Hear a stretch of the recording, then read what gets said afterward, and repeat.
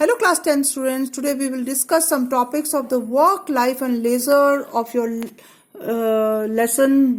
this lesson of your history. And here we have left the topic here, the city of London. The city of London was a powerful magnet for migrant population even though it didn't have large factories.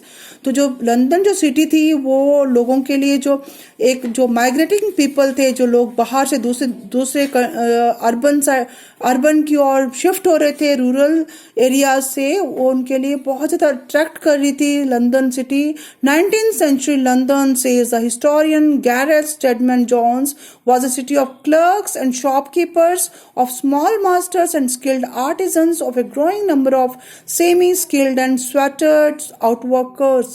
तो जो 19वीं शताब्दी का जो London था वो according to historian इतिहासकार Gareth के अनुसार एक जो शहर था वो क्लर्कों का शहर था, शॉपकीपर्स का शहर था और छोटे छोटे जो कुशल कारीगर थे उनका शहर था. और यहाँ पर अर्ध कुशल और जो मेहनत कश जो वर्कर्स थे उनका शहर था, of soldiers and servants, of casual labourers, street sellers and beggars. और जो भिखारियों का शहर भी हो सकता है, उसको कहा जा सकता है. और कैजुअल लेबरर्स मतलब जो थोड़ा सा जो काम करते थे. Apart from the London dockyard means जो जहाँ पर where ships were landed, 5 major types of industries employed large number, clothing and footwear, wood and furniture, metal and engineering, printed and stationery. तो वहाँ पर clothing और footwears की industries थी, would और फर्नीचर की इंडस्ट्रीज थी, मेटल और इंजीनियरिंग की इंडस्ट्रीज थी और प्रिंटिंग और स्टेशनरी की इंडस्ट्रीज भी थी.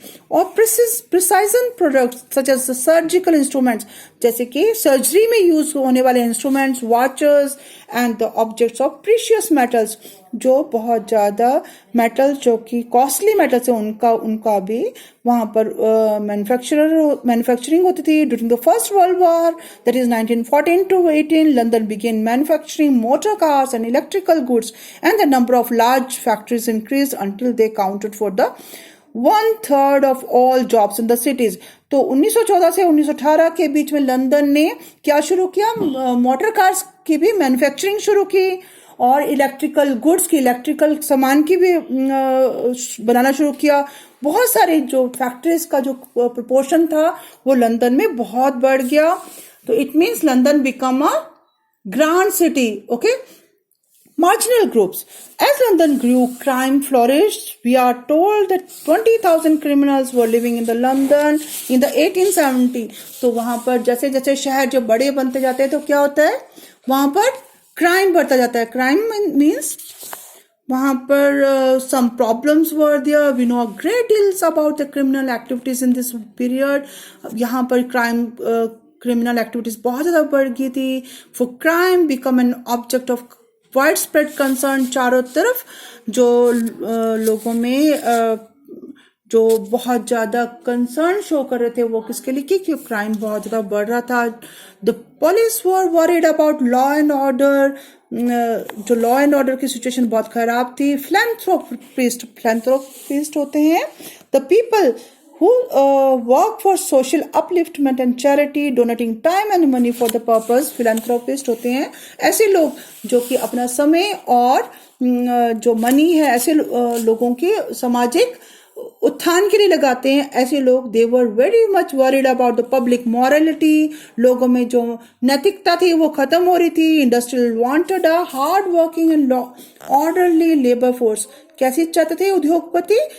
ऐसे लेबर फोर्स, ऐसे मजदूर चाहते थे जो कि बहुत ज्यादा अच्छा काम करे, हार्ड वर्कर्स हो, मतलब they put their maximum into work and orderly labour force. ऐसी लेबर हो, मजदूर ऐसे हो जो उनकी जो आर्मी है या फोर्स है that is in that works in order. So the population of criminal, जब जो criminals की population को जब count किया गया, उनकी एक्टिविटीज को वॉच किया गया, तो और उनकी लाइफ कैसे कैसे वो काम कर रहे हैं, कैसे वर्क कर रहे हैं, ये दैट ऑल वर इन्वेस्टिगेटेड.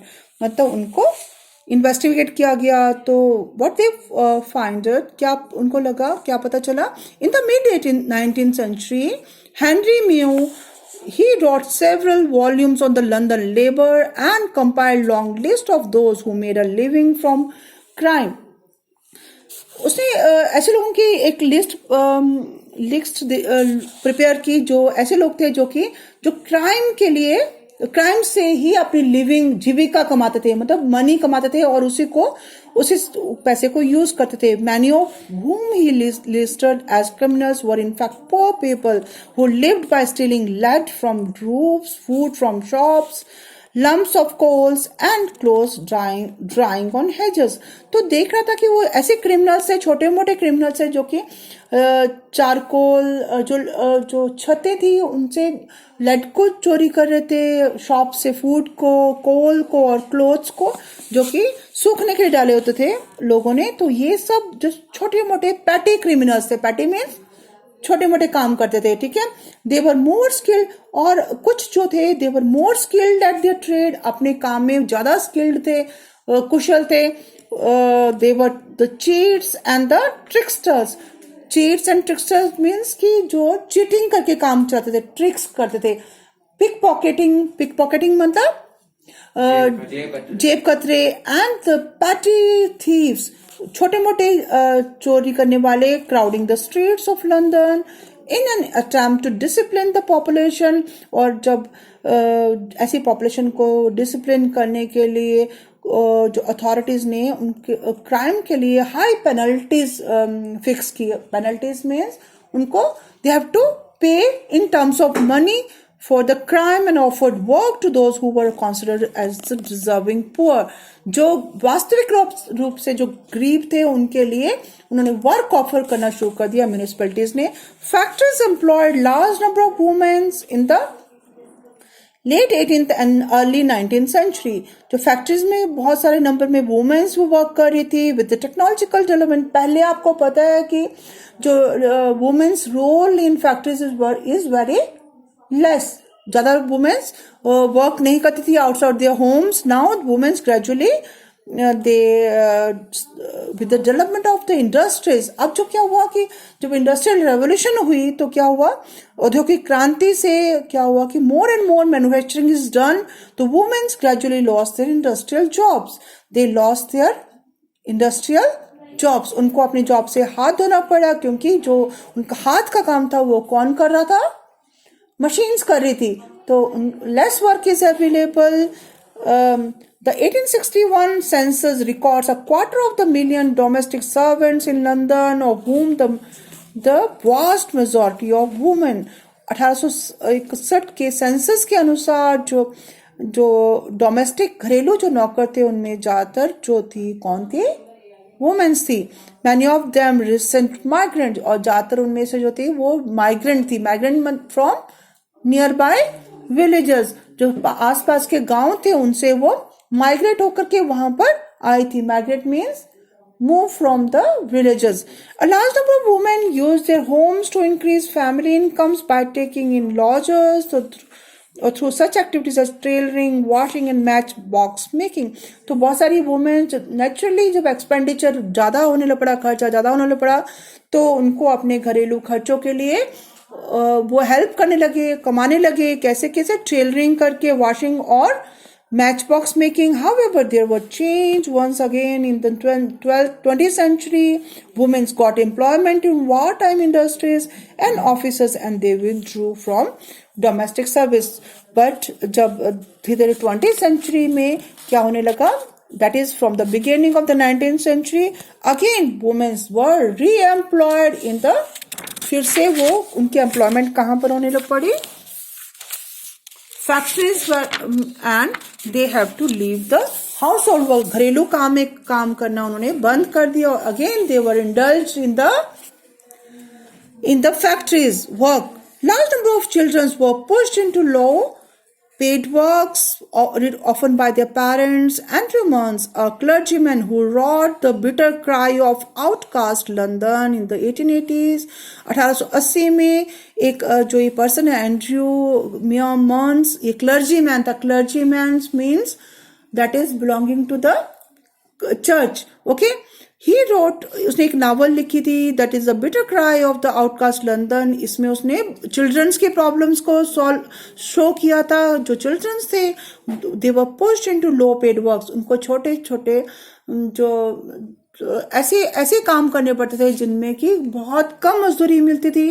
और crime was more profitable than labouring in. और जब ये फैक्ट्रीज में काम करना से जो उनको पेमेंट मिलती थी या मजदूरी मिलती थी, दैट वाज वेरी लेस. वो बहुत कम थे in comparison to the crime. और वो क्राइम करते थे तो they get more paid. Okay, more paid means they make more money. ज्यादा मनी उससे क्राइम से कमा लेते थे. तो crime was more popular in London. A child 7-year-old is easily known to makes 10 shillings 10 pence a week from thieving. वो चोरी से एक बच्चा जो था वो 6 पेंस 10 शिलिंग और 6 पेंस कमा लेता था. जबकि और यंग थीफ, एक जो यंग लड़का जो कि चोर था, a boy, he must have make 56 grosses of. उसको जब अगर वो मैच बॉक्स के 56 पैकेट्स बना लेता था तो या 1296 अ डे बनाता था, तो उससे ज्यादा वो क्राइम से कमा लेता था, चोरी से. तो crime was more prevalent in London. It was only after the passage of Compulsory Education Act in 1870 में 1870 में एक कानून पास हुआ, that was compulsory elementary education for all. सब बच्चों को प्राइमरी एजुकेशन कंप्लीट करनी पड़ेगी. और फैक्ट्री एक्ट, और जो 1902 में जो फैक्ट्री एक्ट जो पास हुआ, उसके अकॉर्डिंग चिल्ड्रन वो kept out of the industrial work.